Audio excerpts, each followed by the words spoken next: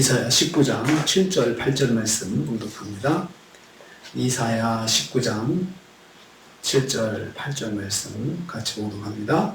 나일 가까운 곳 나일 언덕의 초장과 나일강 가까운 곡식밭이 다 말라서 난려가 없어질 것이니 어부들은 단식하며 나일강의 낚시를 던지는 자마다 슬퍼하며 물 위에 그물을 치는 자는 피곤할 것이며. 아멘. 아멘.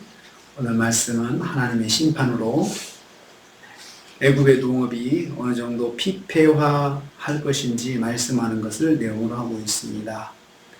나일강변에 초장과 곡식밭이 마를 것이다 했습니다. 나일 가까운 곳, 나일 언덕의 초장과 나일강 가까운 곡식밭이 다 마른다라고 했습니다. 여기서 나일은 나일강의 지류를 말합니다.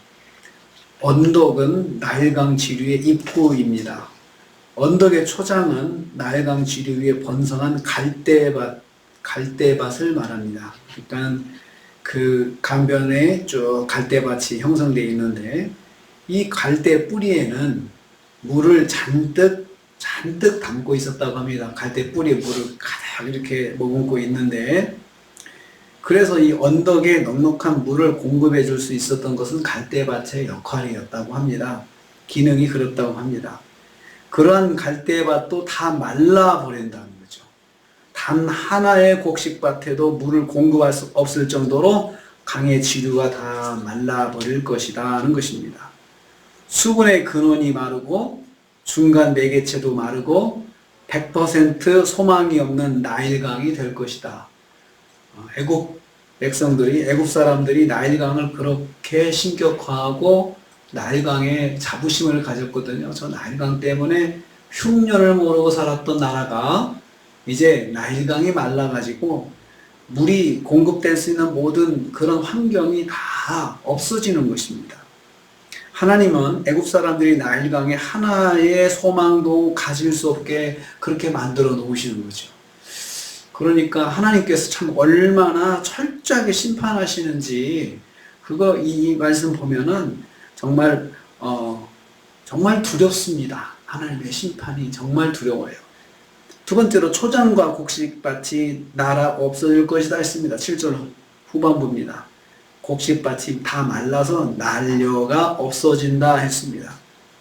원래 애굽은 근동지방에서 유일하게 자급자족할 수 있는 나라였습니다. 유일하게 자급자족 가능한 나라가 애굽이었습니다. 그 정도로 많은 곡식을 생산하는 나라였습니다. 그 환경을 제공하는 것은 바로 나일강이었습니다.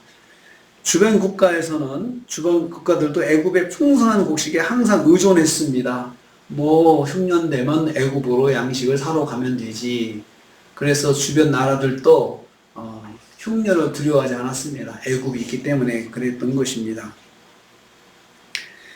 주변 국가들이 애굽의 풍성한 곡식에 항상 의존했습니다. 애굽 사람들은 이러한 환경을 또 자랑했습니다. 그런데 밭이 날아 없어진다고 했습니다.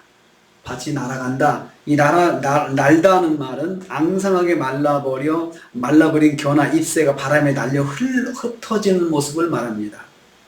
없어진다는 말은 죽어서 사라져 버리는 것을 말합니다. 밭과 경작지가 물을 공급받지 못해서 하나같이 사라지게 될 것이라는 거죠.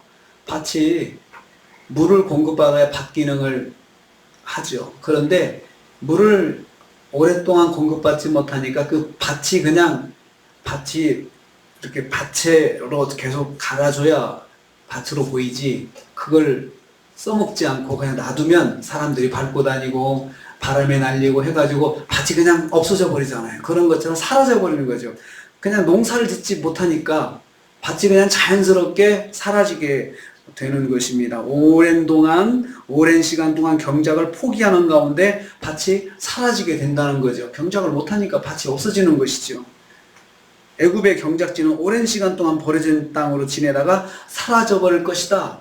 하나님께서 그 밭 하나하나에도 소망을 갖지 못하게, 사람들은 언젠가는 저 밭에서 이제 농사를 져야 되니까 아껴놓을 거 아닙니까? 잘 갚으려고 생각하고 보관할 거 아닙니까? 그런데 농사를 져야 밭을 보관한 가치가 있죠. 짓지 못하고 오랜 동안 놔두니까 결국은 밭이 그냥 땅이 되고 마는 거죠.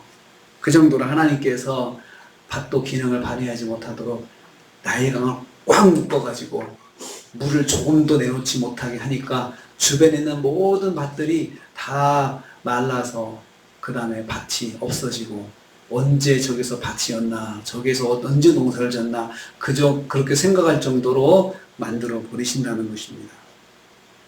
세 번째로 어부들이 탄식하며 슬퍼할 것이다 했습니다. 나일강을 의지해서 생업에 종사하던 모든 어부들은 다양한 모습으로 살아왔습니다. 낚시질도 하고요, 무리에 그물을 치고 어업을 했습니다. 다양한 종류의 어업이 풍성한 물과 물고기로 만족하였습니다. 하지만 그들이 더 이상 어업을 유지할 수 없게 되었습니다. 물이 없으니까요. 그래서 그들의 입에는 탄식과 슬픔이 쏟아졌습니다. 나일강을 통해서 어업에 종사하는 국민들이 참 많았을 것입니다. 그냥 사람들이 일상이 그냥 아침에 가서 물고기 낚아서 아침 먹고, 점심 때 가서 또 필요한 생선 또 낚아서 하고 이랬는데, 그렇게 할 만한 물도 없고 물고기는 다 말라서 어제 묵상한 것처럼 썩어 냄새가 날 정도로 그렇게 다 강물이 말라버려서 그렇게 된 것입니다. 그래서 사람들의 입에서 탄식과 슬픔이 쏟아졌습니다. 탄식과 슬픔. 강을 바라볼 때마다 탄식이 나오는 거죠. 전쟁으로 사람이 죽을 때 바라는 큰 슬픔을 당하게 되는 거죠. 그들의 탄식이 마치 전쟁에 사람이 죽어서 가족이 죽어가지고 슬프게 탄식하는 듯한 그러한 모습을 이 강을 바라보면서 그들이 한다는 것입니다.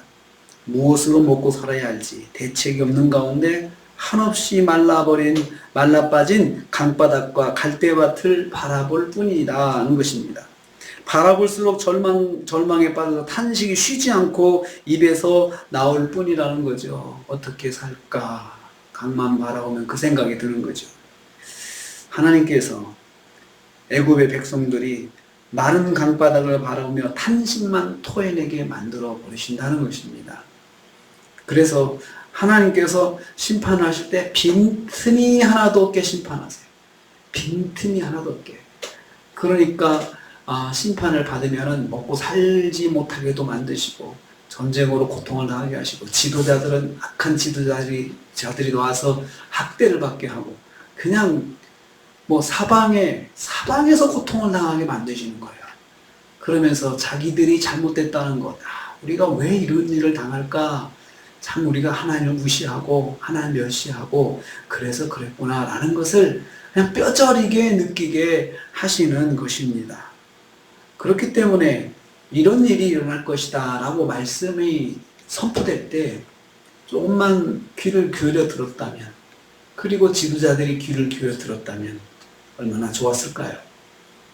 하나님은 참 심판하실 때 철저하게 하시는 분이십니다.